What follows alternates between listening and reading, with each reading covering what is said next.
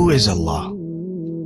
Allah subhanahu wa ta'ala is the creator of the universe, the king of everyone, and the Lord of everything. He is the only one who deserves to be worshipped. He manages the affairs of all kingdoms. He commands and forbids, creates and provides, gives life and death, raises and lowers people, alternates night and day, and alternates victory and defeat amongst nations, so that one nation rises and another falls. Only Allah's commands and decree are carried out throughout the heavens and the earth, deep in the oceans and in the skies, and throughout the entire universe. His knowledge encompasses all matters, accounting for each and every being, and enveloping them with His mercy and wisdom. He hears all voices in their different languages, and with their varied requests and pleas.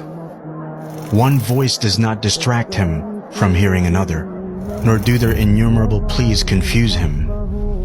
The pleading of the needy beggars knocking at His door does not aggravate Him, nor do their questions annoy Him. He sees all things, the visible and invisible. He sees the black ant crawling across a solid black rock in a pitch-dark night. No matters are hidden from Him, nor are secrets withheld from Him. He has knowledge of all that has occurred and all which has yet to occur. Everyone in the heavens and the earth beseech Him for their needs. Every day, He attends to His creation. He forgives sins, eases difficulties, and relieves distress.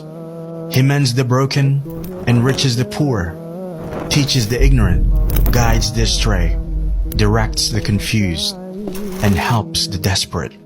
He frees the captive, feeds the hungry, clothes the naked, and cures the sick. He accepts the repentance of the one who repents, and rewards the one who does good. He aids the oppressed, and humbles the tyrant. He conceals faults, and calms fears. He does not sleep, nor sleep benefit Him. The deeds of the night ascend to Him before those of the day, and the deeds of the day before those of the night. Light is His veil. If He were to lift His veil in this world, the splendor of His face would burn all of His creation.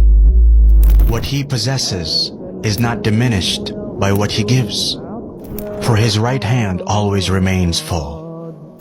On the day of judgment, the whole earth will be enclosed in a single grip of His hand, and all the heavens will be rolled up in His right hand.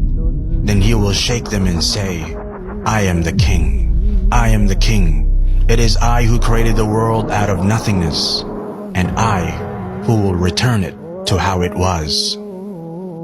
No sin is too great for Him to forgive. No request too great for Him to fulfill.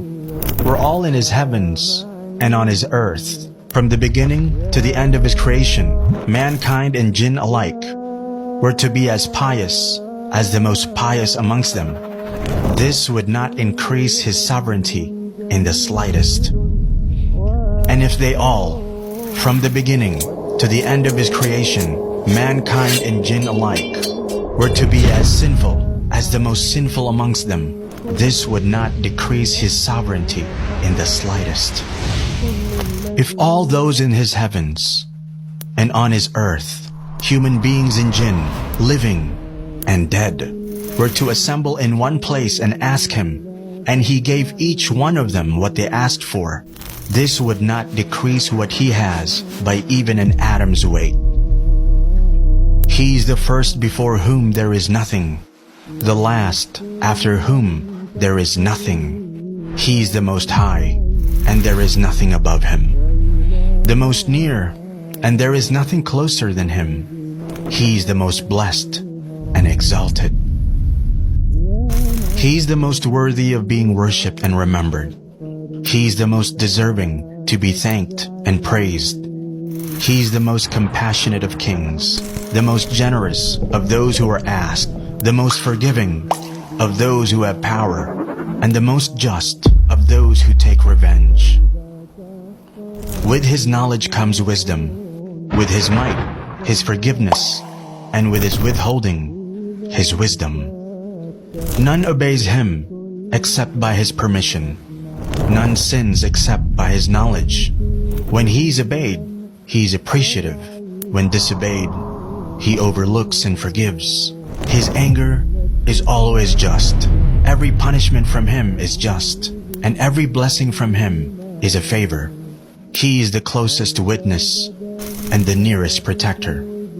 He records the deeds and sets down the appointed times for all things. When he intends something to be, he only says it to be, and it is. He is the king who has no partner, the unique who has no rival, the perfect master who has no companion or child. He is the independent who has no helper. Everything will perish except his face. Every kingdom falls except his kingdom. Every grace except his has its limits. There is none like him.